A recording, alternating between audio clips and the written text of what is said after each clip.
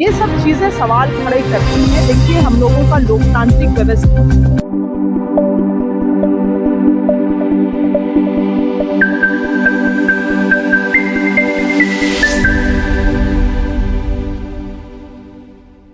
देखिए, जो अहम मुद्दा है उससे हम लोगों को डाइवर्ट नहीं होना है।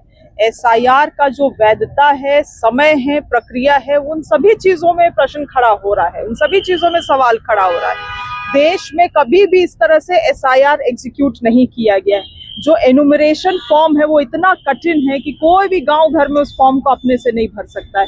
एक एक बीएलओज में 1500 2000 लोगों का फॉर्म भराने का जिम्मेवारी है। इतना ज्यादा उन लोगों में दबाव है। आए दिन राज्यों में लोग बीएलओज आत्महत्या कर रहे हैं। ये सब चीजें इतना चिंताजनक है। जब इलेक्शन कमीशन हमेशा कहती है कि हमारे पास मैन पावर की कमी है, तो आप 3 महीने का क्यों समय दे रहे हैं इतना कठिन कार्यक्रम को करने के लिए? ये सब चीजें सवाल खड़े करती हैं। देखिए, हम लोगों का लोकतांत्रिक व्यवस्था बचे रहे, इसीलिए हम लोग संविधान दिवस मनाते हैं, इसीलिए हम लोग संविधान पे विश्वास करते हैं।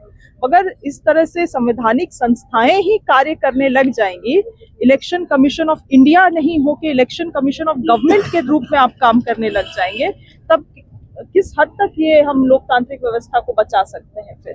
इसीलिए आदरणीय राहुल गांधी जी ने एक बहुत बड़ा मुहिम छेड़ा है और हम लोग 14 दिसंबर को भी रामलीला मैदान में, दिल्ली में भी, पूरे देश भर से लोग एकत्रित होने वाले हैं। हम लोग लगातार आवाज उठाएंगे जब तक कि हम लोगों को अपने सवालों का जवाब ना मिल जाए, तब तक प्रक्रियाओं में जब तक हम लोग बदलाव ना देखें, तब तक हम लोग इन चीजों के खिलाफ लड़ते रहेंगे।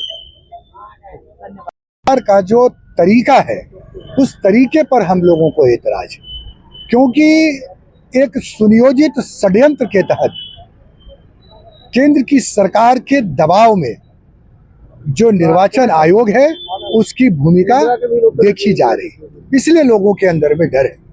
हालांकि प्रदेश कांग्रेस कमेटी की ओर से, कांग्रेस पार्टी की ओर से हमारे नेता खड़गे जी, राहुल गांधी जी ने कार्यकर्ताओं को जागरूक किया है।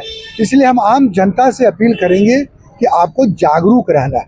जैसे अन्य दूसरी योजनाओं के प्रति आप अपने बाल बच्चों के भविष्य के प्रति चिंतित रहते हैं, उतना ही चिंतित आपको एसआईआर को लेकर के रहना पड़ेगा। जब बीएलओ आते हैं, जब उसका मतदाता पुनरीक्षण होता है, तो आपको चौकस रहना पड़ेगा और उसमें जो लोग गड़बड़ियां करते हैं उसको चिन्हित करना पड़ेगा।